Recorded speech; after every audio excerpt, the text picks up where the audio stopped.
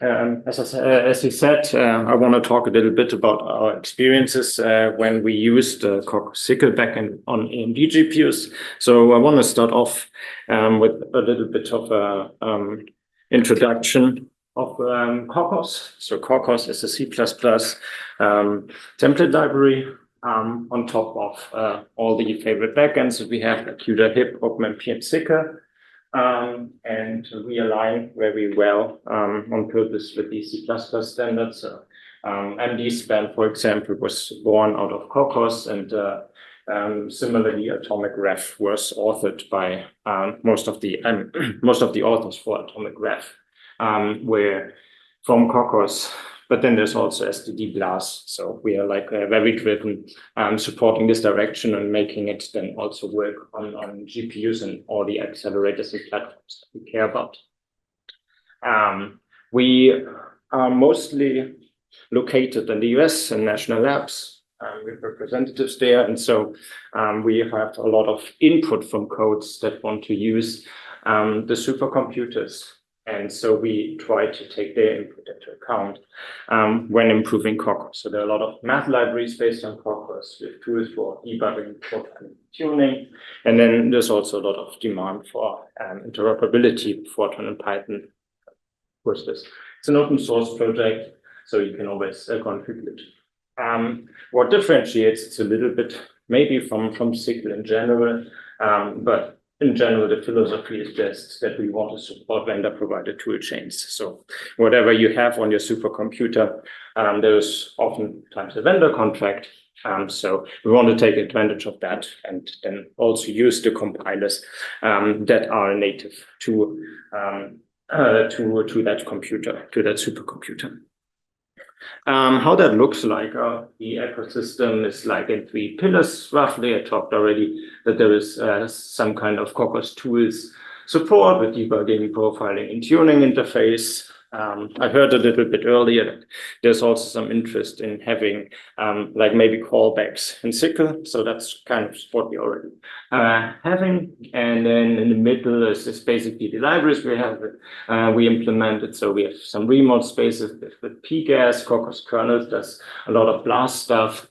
What I care about, where I am working on, is Kokkos core. So we have abstractions for parallel execution, parallel data structures. But then we also have our own SIND implementation and a lot of STD algorithms. So you see targeting different kinds of systems and accelerators. And the third pillar is then support, user support, bootcamps, tutorials, Slacks, whatever you want. Yeah. So mostly Kokkos gained traction with the exascale computing project, where in the end, we saw that like more than 50% or around 50% of the C++ codes in the end relied on Kokkos for performance portability. So if they were running on GPUs, one of the bigger candidates here, bigger packages are Tulinos and Petsy that both moved to using Kokkos due to for finite element. And I wanted to look a little bit into LAMPS as a molecular dynamics code and Arborect for geometry search as a premise, for this talk, but it didn't quite work out as I will talk about later. Okay, so the core functionalities and how they are implemented in SYCL is we have a parallel 4. But natively just goes to a SYCL parallel 4. Parallel reduce also goes to a parallel 4 for us, just because it was kind of difficult to map all the functionality that we have to like the reductions that SYCL provides. But maybe this is something that we need to revisit a little bit. Parallel scan doesn't quite exist as an abstraction in SYCL, so we're also using parallel 4 there. And then we have different policies. We have a simple range policy, which is basically a SYCL range, the MD range policy up to 6-dimensional, which we map to a SYCL ND range, so 6 dimensions through 3 dimensions, and then team policy, is for hierarchical parallelism and also the only one that gives access to scratch memory. On the memory side, we are basically using only one data type, which comes in different flavors, but we call it view. If this is a good name or not, I leave that up to you. But that's what we ended up with, and you can think of it as a reference counted MD span owning managed object, basically. And that maps to malloc and free, SYCL malloc and free, basically. So we don't use buffers because that just doesn't work well with the Kokkos abstraction. Going forward, I wanted to list briefly the extensions that we are using. A lot of them have appeared already in earlier talks. A pain point for us oftentimes is printf, because we cannot use anything else with our abstraction. So user code doesn't see any kind of items, ND items or whatnot. So this is the only possibility for them to get something out. So that's not in any form. It's really problematic. And a lot of the other things here, let's see, is that, oh, I just don't use it. A lot of the other things here, this ND item, sorry, not the device global properties, the subgroup and group ballot, subgroup mask as well. We only use for like arbitrary size atomics. So we have abstraction for that. And then a lot of the other features we just map directly, like command graph.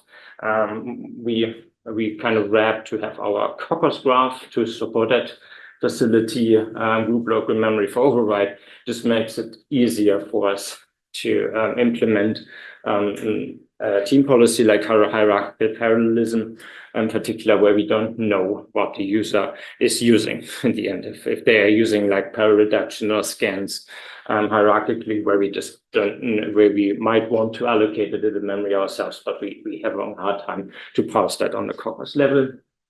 Float as well, and then this indeed item we use for like stuff like random number generators. So that's pretty much all that we're using, which of course also shows that we from the beginning only really looked at ICPX, like at the one API compiler. Okay, so in the talk last year, I was talking about implementing the Kokkos SYCL backend in general, in particular on Intel GPUs, but since we didn't have access, a lot of that stuff was then and is still tested on NVIDIA GPUs, so therefore that just works as intended. I talked a little bit about why we use USM and not SYCL buffers. Please excuse the typo there. Why is device copyable is very important for us. Basically, a lot of user code, their functors are just not trivially copyable, and they just want that to work, and we just want to ignore any kind of behavior. So that was very painful for us to work around, find a workaround with the one API compiler. Then I mentioned printf already, which I hope we'll find its way in the standard at some point, and a little bit talking about the lacking abstraction for hierarchical parallelism in SYCL, or at least the immaturity of the now deprecated concept. So the question was, for this talk, what about AMD GPUs, basically? So what we set out first is like, okay, there was a module already on Frontier for one API 2024 with ROCm 543. And yeah, interestingly, we saw just a lot of our unit tests just creating internal compiler errors. So there was just like not much we could do about it. So we see here some of our tests, saying for the standard algorithms that we have, and then in other things. So we could not really find out the pattern here. And then of the ones that were compiling, most of them had other problems, like they were just failing timeout or whatnot. So kind of just gave up on that. Also, our printf didn't really work at all. we would get the variadic function error. So basically, it seems like in 2024.2, it was just mapped to printf on AMD GPUs, which just doesn't work. Okay, so of course, then we tried something newer. The 2025.00 compiler looks much better. Interestingly, printf still results in segmentation faults. I have no idea why, but it's really annoying because it's hard to debug anything without it.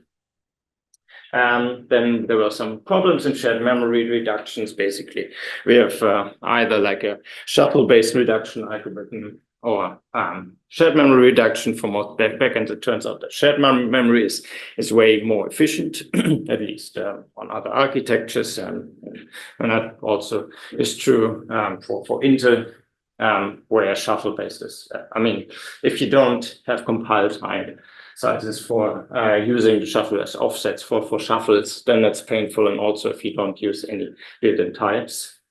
So that was a little annoying. Device global variables were also not working, neither on AMD GPUs or nor on NVIDIA GPUs.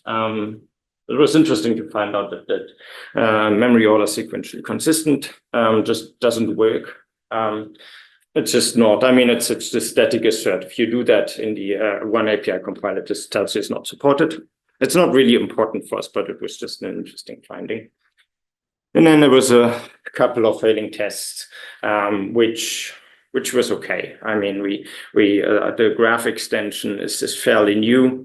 It was also failing NVIDIA GPUs, so we need to look into that. That might just be a problem in Kokkos.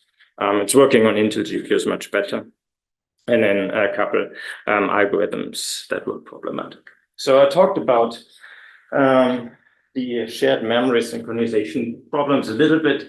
And so, I mean, we do something very easy, very standard, basically.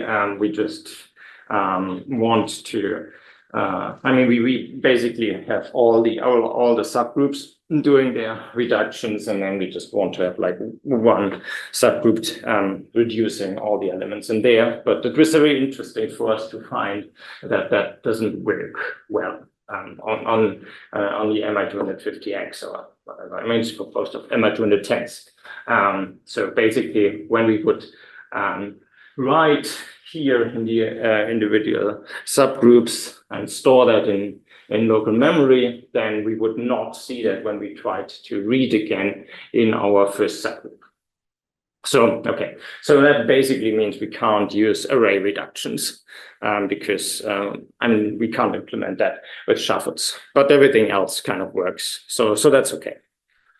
Then a little bit more of a problem is that we were seeing a lot of launch failures. I mean, a lot. I mean, I don't know if it's a lot, but we saw these kind of launch failures seemingly randomly, and we haven't really figured out why that is and where that comes from.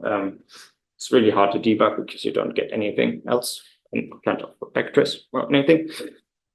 And this is not only appearing in one test, but in a lot of tests. So we have some SYCL interoperability tests where we just check, okay, we can use our implementation with an external queue with the correct context and so on and so forth.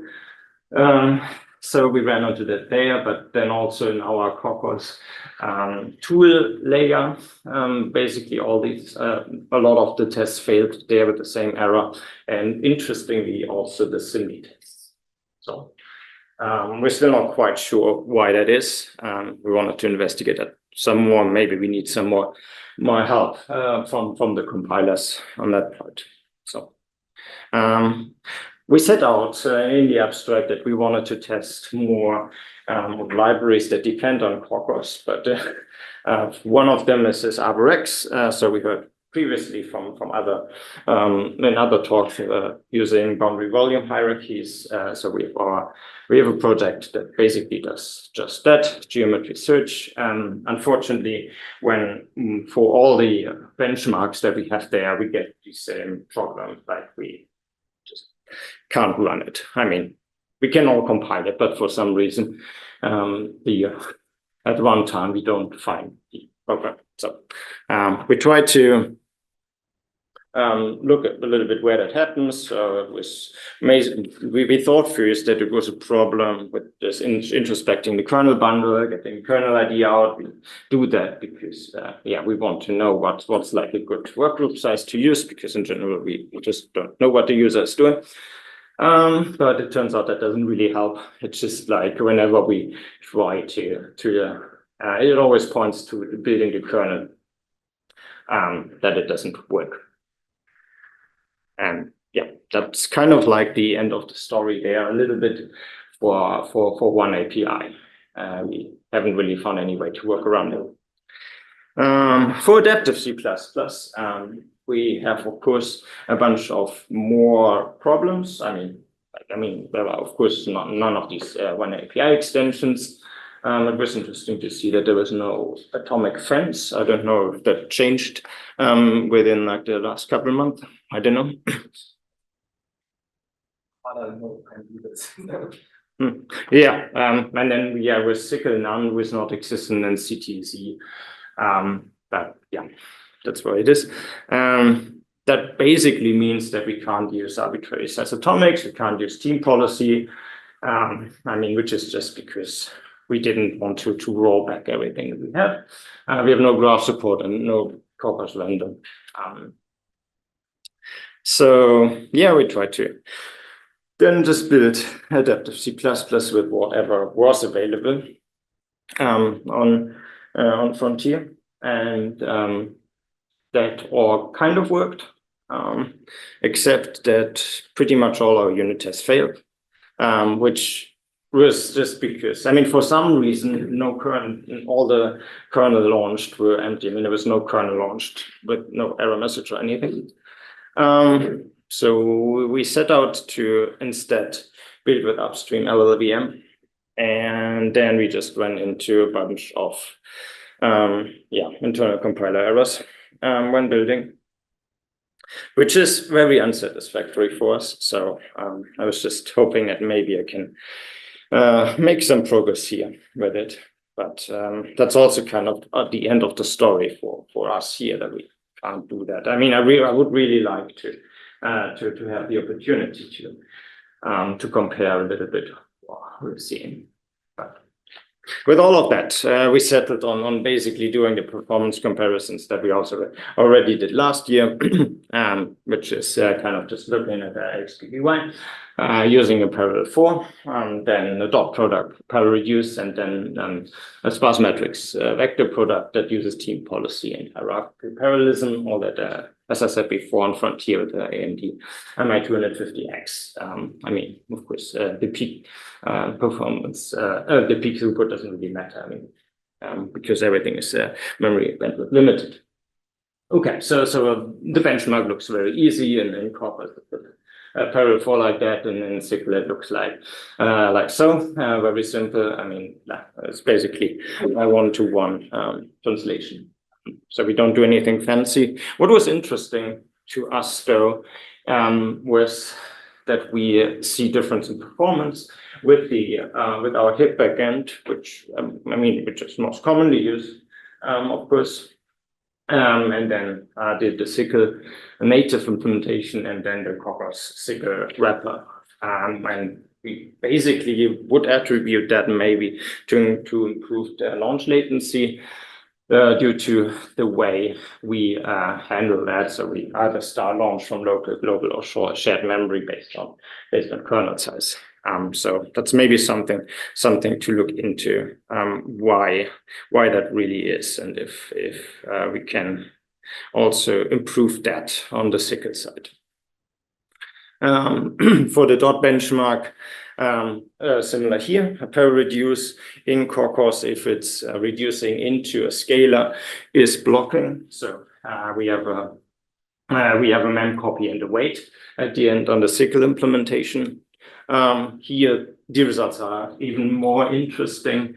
We see both for the SYCL and both for the Kokkos SYCL and the Kokkos HIP implementation, better results with this kind of benchmark up to like 10 to the 7 elements.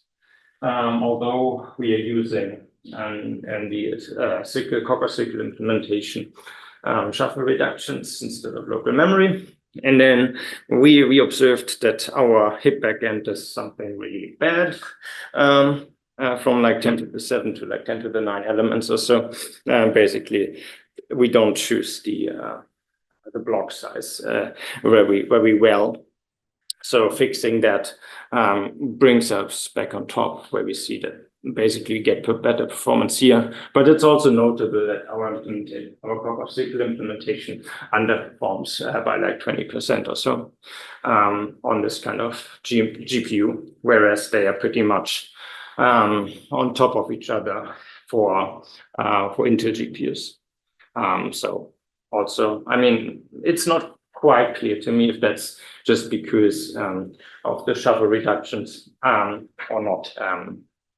But for me, the interesting part was certainly the earlier range, where we already saw some differences for the parallel 4 or the XPBY.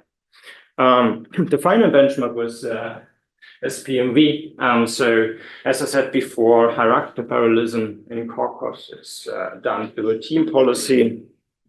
So we want to parallelize over the rows. So we give each work group in SYCL speech a number of rows, and then we want to also use for each of the elements in this row. We parallelize over that some separate parallelism. So that's a team policy here on the outer side, and then we have a team thread range there, and then finally a thread vector range. And the values I showed above, I just played with them manually. We don't really have any kind of good auto tuning there. On the SYCL side, I know it's deprecated, but what was there is this parallel 4 work group. So we only have like 2 levels of parallelism, and using parallel 4 work items. So the innermost loop is not parallelized here. And then what we're seeing is that we still get a much better performance in terms of effective bandwidth with the Kokkos SYCL implementation. It's not quite clear why we're dipping here. But I mean, at least we catch up to some extent then using the Kokkos SYCL implementation on this GPU. Well, I mean, SYCL it doesn't really map that well with the raw SYCL implementation. It's interesting, like the factor is like somewhat like 4 here, whereas on Intel GPUs we saw it was like 2. But I mean, that's just a call for supporting a better abstraction, really, in SYCL itself. And yeah, that kind of brings me at the end of my talk. So it seems that after these hiccups, it basically works with one API. Would be nice if there's just like something really stupid why we run into the launch failures for some of our tests or some of our applications. Printf lacking was really hard, in particular to just like try to figure out problems with the local memory synchronization. It's worth it for us to look again into the parallel reduce implementation to see a little bit what we can do better there, but also maybe to inspire a little bit SYCL on the general launch behavior. And then the hierarchical parallelism is still like a feature that I mean, we have heard from earlier that this is something in the work. And yeah, it's a little sad that we didn't really get to play with adaptive C++ very much. We've heard that other people had success with AMD GPUs, so I'm not quite sure if it's any kind of particular problem on Frontier, or maybe I just screwed up, but I tried, and that's it. So with that, there are a bunch of acknowledgements from the projects that fund this work, and then I'll just end some questions.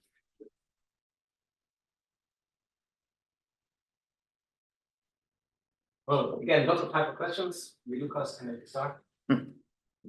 Thank you for your talk. Regarding those launch failures, I mean, the difference between NVIDIA and Intel GPUs compared to AMD GPUs in that regard is that both PTX and SPV are portable formats across architectures. So one potential reason you could be seeing launch failures, and saying it's not, but if you don't set the correct architecture for your, like the AMD GPU that you want to run on, there would be no GCN for that architecture embedded in the application, and as a result, you would fail to launch. That would be a first element. Sure. I mean, it's just that, I mean, most of the unit tests work. They use the same compiler flags. So then maybe something different. Just turn around behind you. Okay, so we seem to have some time, so I have two questions. Could you please go to the slide with one API extensions which you have used in the beginning? Okay. Yeah, I don't have slide number. So... Oh, did I go? No. No, this one. Yeah, this one. So my question is, I see a lot of experimental extension. I'm just curious, do you think it's worth for your project, for your national lab to go to the Intel and said, hey, turn this experimental extension in the official one API extension? Yeah, I mean, we're trying to vote with our feet on that. Like we try to complain to the facilities, like Thomas, for example. He hears quite a bit from us, what's working and what doesn't work and what we want there to be. So that's happening on their side. So we are going through the facilities more than going directly to Intel, hoping that like they gather more input of what projects need. Yeah, because just for context, if not everybody knew, I believe, as far as I know, experimental extension are kind of allowed by Intel to break, but official one API is not and supposed to work. Yeah. And that's a different level of commitment of engineering resources. Oh yeah. I mean, we absolutely, agree. That would be very nice if we could actually use especially, for example, printf here experimental, and yet you said that for you it was critical. So that's why I asked this question. Yes, I mean, that's also something that there is an issue in the Kronos issue on a GitHub repository for that. Also, Thomas just spearheaded. Okay, and my second question, and I would like to clarify first that I think there is no wrong answer on this question. So the question is that you have faced a multitude of different issues with like one API, with adaptive CPP. So do you plan to report them as bug reports? I don't know. I mean, I hope that I can work with talk with Axel, for example, to just figure out what's going wrong, because it's just like so fatal that it's unlikely that it's just weird. Yeah. On the other side, again, it's a little bit interesting for us to see what's the best way to report them. Like Argonne mostly cares about Intel GPUs, so we don't have any issues there. And if I can talk with some ProPlate people, that would be nice. If they're responsible for the plugins. Yeah, and it was a several issue, not just one. So indeed, the process is important. Yes, it would be nice to kind of have any kind of idea what the problems are to report them, because it's quite a bit of work to isolate it. If other people are not willing to actually just take what Kokkos says. I mean, it's always the problem, right? If you want to fix something, you want to have a good producer, and like, who does the work? Yeah, and a third question from my side. You have used one API RCX compiler, right? For one API experimentation. Well, SCPX, yeah. So with recent push from Intel to get a proper one API, this was past open source releases. Do you think potentially in future, do you see value to try D++ open source releases, or you would like to stick to one API toolkit? I'm not quite sure I understand the question. Like what's the difference between DPC++ and Intel official releases? Well, for a start, open source D++ compiler could be in future with binary release just be downloaded from the GitHub and not in the form of big toolkit.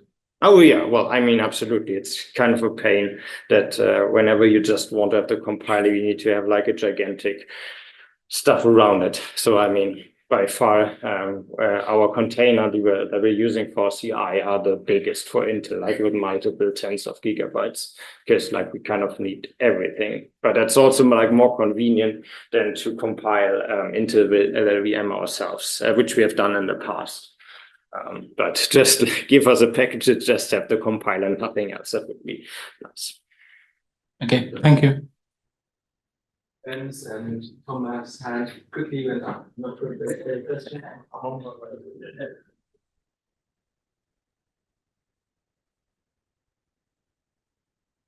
Just a quick comment over the extension. Yeah, so now that we have official Kronos extension, I think some of them are will be port. For example, I know this and this this and the item and everything are already in the pipeline.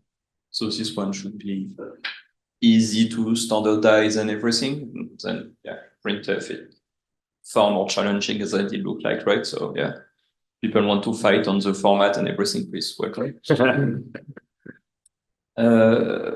Yeah, I just want to say also, yeah, we are looking for,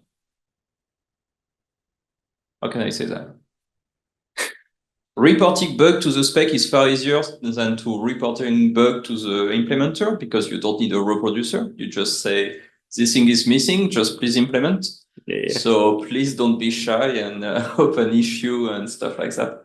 We'll appreciate any kind of feedback on stuff we are missing, some extensions that you really like and I think for you is good or this kind of thing and we think we should put it in the main spec or stuff like that. I think we will really appreciate. And yeah. Okay. I was wondering if you could comment on some of the performance differences, especially in the cases where like the performance difference was very significant, you know, in the 10 to 20% or more range. Like, I guess first question is, are these always apples to apples comparisons?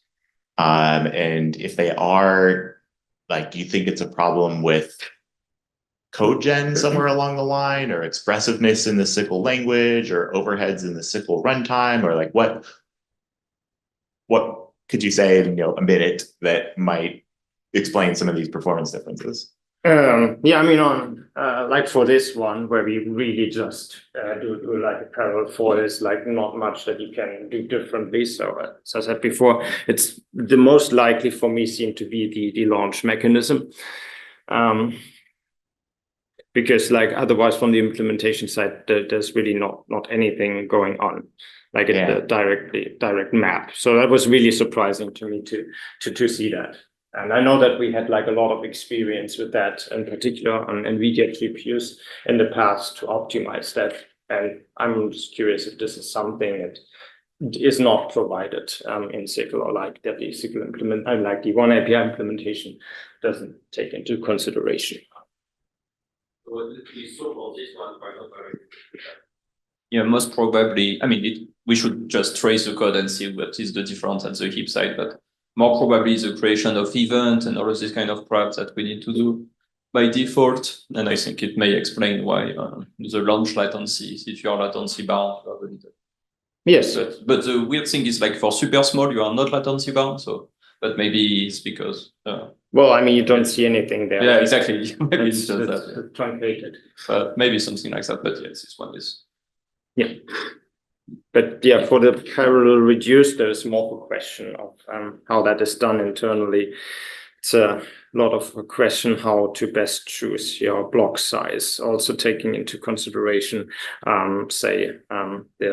the range that you're using, not just the size of the functor, which is what we were traditionally using for the HIP backend. And At this point, for this one, we were sure that we optimized for heavier kernels than that, and that's why we overlooked that we had like a weird dip there. And that's a challenge for us in particular. But it seems like that the one API implementation handles all that well. Where it's not quite clear. Why it's more of a difference between our reduction algorithm on the Kokkos SYCL for the Kokkos SYCL implementation and the SYCL implementation as compared to Intel GPUs. I'm not aware that there is any special path there in the Intel compiler. I just know that we work with Intel for level 0, and I think now we have like 4 or 5 reduction algorithms depending on the size. So maybe it's just that too here. I have a question for Intel CodePlay. It's like, what is the official stance on how to report? Can we postpone the question? Okay, yeah. The lunch. Yeah, sorry. Maybe, because already had a long discussion. And Oh, yeah, sorry, my bad. Another talk to look forward to. Let's thank the speaker again. Yeah, thank you.